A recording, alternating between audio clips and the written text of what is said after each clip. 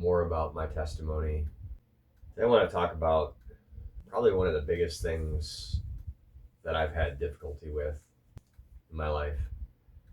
I think it's actually the thing that has led me to most of my addictions, which is this expectation to perform in order to receive love.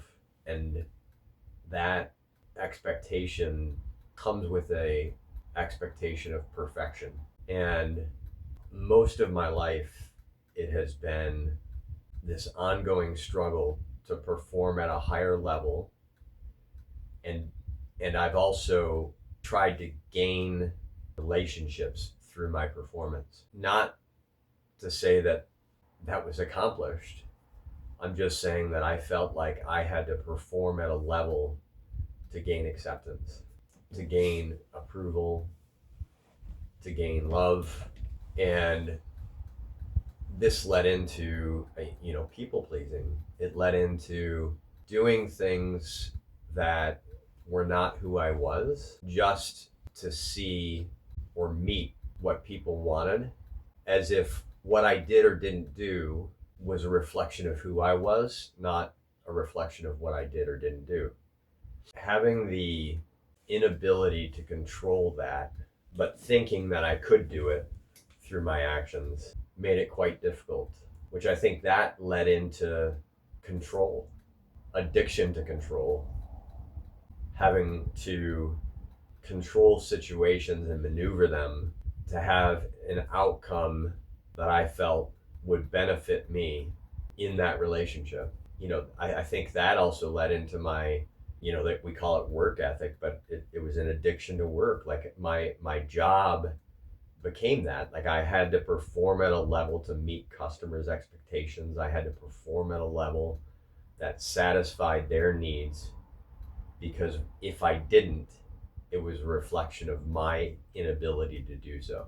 So all of those things, like the perfectionism, the people pleasing, the performance expectations, like they piled on top to this extent that there was never enough, that I had to keep on leveling up my game and setting higher standards, not for others, but for me, because I thought that if I didn't perform at that level, I would lose the relationship or lose that trust or lose the what those people thought of me.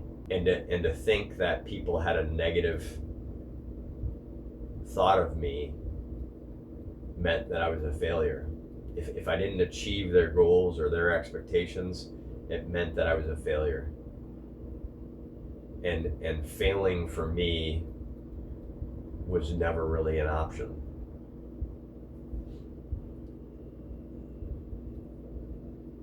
I would beat myself up, and or I would avoid doing things for fear that I would fail.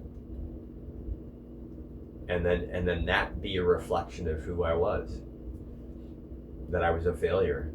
All of that weight led me to gambling, which I guess was a sense of control. I felt like I could control the situation or control the game. That if I wasn't losing money, or I was either gaining or at least maintaining, that I was controlling the situation. And when I felt like a failure, when I felt like I wasn't successful, when I felt like I was letting people down, that turned me on to drinking. When you see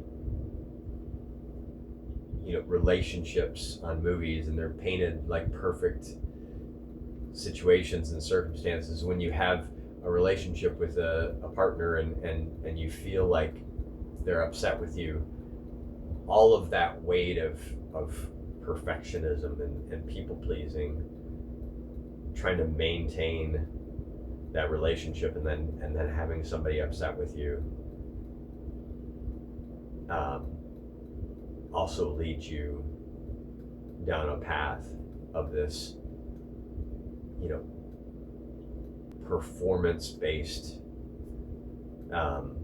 relationship, like as if everything that you're doing is in order to gain love, and then when they're disappointed or upset with you, you failed. I have struggled most of my life with trying to please people, to have that acceptance of them, by them, from them, and to be loved by them. Until recently, when I found a relationship with God, I didn't know what unconditional love looked like. To know that who I was created to be in God's image was perfection from the beginning. That no matter what I did or didn't do, I was still loved. And to know that the things that I do or the things that happen to me aren't a measure of success or failure. It's a measure of growth, a measure of learning, a measure of becoming. We are human beings, and I am being who I was created to be, which is a child of God, to be simply loved, and that's it. No matter what I do, it's not a factor of how much I make or how much publicity I have or how much fame I have. It's a matter of whether I understand how much I am loved. And once you learn that, it makes living your life a heck of a lot easier. There's no expectation. It makes it easier to just say yes to things without fear, without thinking that you're going to disappoint someone. I used to, like I said, try to people please. I don't care what other people think anymore. Not that I don't care about them or have compassion or anything like that, or it's not because like I'll say whatever I want just to, because I don't care what people hear or anything like that. What I mean to say is that I don't care what people think about me, because what they think about me is based on them. It's not based on me. I am who I am.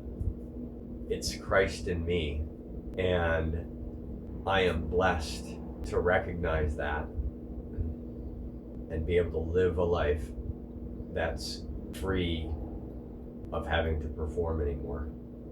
I don't need to please people. I don't have to measure things based on failure and success. I don't have to measure things based on win or lose. I measure things based on what I've learned, and those experiences that I have are just me growing in my own understanding and learning to love myself for who I am. I'm thankful that that pressure to perform is no longer part of me. The weight is gone. So if you are struggling with that same kind of thing, that perfectionism, people pleasing, this belief that your relationships are predicated on how well you perform in them, let me tell you that you are loved simply because of who you are, not because of what you do. And you are loved because you too are a child of God. I hope that this message can give you some freedom. If you know somebody that this could benefit, feel free to share it. Leave a comment in the post. Thank you for listening.